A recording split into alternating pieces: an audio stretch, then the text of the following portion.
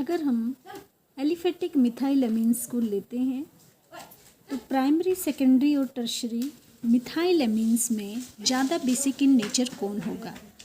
तो उसके according secondary amine ज़्यादा बेसिक होंगे, देन प्राइमरी, देन टर्शरी। तो इसके लिए 3 फैक्टर काम करेंगे: positive inductive effect, steric effect और सॉल्वेशन इफेक्ट।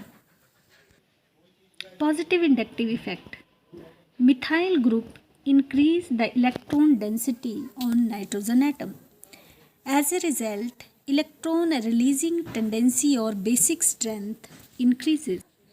प्राइमरी एमीन्स में 1 एल्काइल ग्रुप है, सेकेंडरी में 2 एल्काइल ग्रुप होंगे, टर्शरी में 3 एल्काइल ग्रुप होंगे। तो इस बेस पर जो हमारे टर्शरी एमीन्स हैं उनमें पॉजिटिव इंडक्टिव इफेक्ट सबसे ज़्यादा होगा, तो बेसिक स्ट्रेंथ टर्शरी एमीन्स की सबसे ज़्यादा होगी। नेक्स्ट है steric effect. The size of R group is more than the hydrogen atom, तो it hinders the attack of acid on amines and basic strength tends to decreases. So greater the number of R group, lesser will be basic strength. अब steric effect से हम देखें तो बोलता है जितना ज़्यादा आर ग्रुप होगा, यहाँ मिथाइल ग्रुप की बात कर रहे हैं, तो जितने यहाँ टर्शरी एमीन्स में 3 मिथाइल ग्रुप होंगे, तो जितने ज़्यादा आर ग्रुप होगा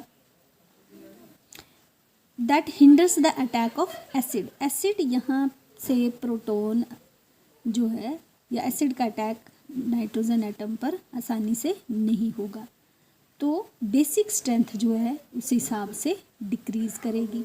तो डिक्रीज़ करेगी तो टर्शरी सबसे कम हुए हिसाब से basic in nature, then secondary, then primary. तो स्टीरिक हिंड्रेंस के हिसाब से प्राइमरी एमीन ज़्यादा बेसिक हुए, देन सेकेंडरी, देन टर्शरी। तीसरी बात करते हैं हम सॉल्वेशन इफेक्ट का। Amines gets protonated by accepting a proton from aqueous solution. The protonated amines form hydrogen bond with the water molecule and get solvated.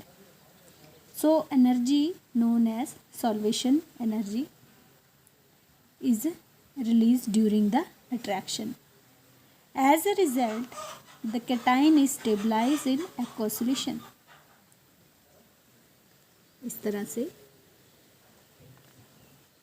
कि amines जब aqueous solution में मिलेंगे तो वाटर से प्रोटॉन्स को ले लेंगे, प्रोटोनेटेड एमीन बनाएंगे और पानी के साथ ये इस तरह से हाइड्रोजन बॉन्ड बनाएगा।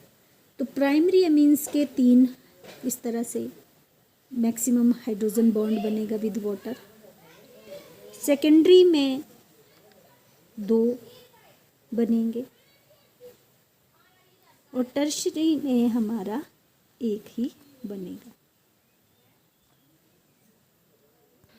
तो हम यहाँ से देख रहे हैं कि greater the solvation of cation, more will be the tendency of amines to change to cation by release the electron pair on nitrogen atom and more will be the basic strength.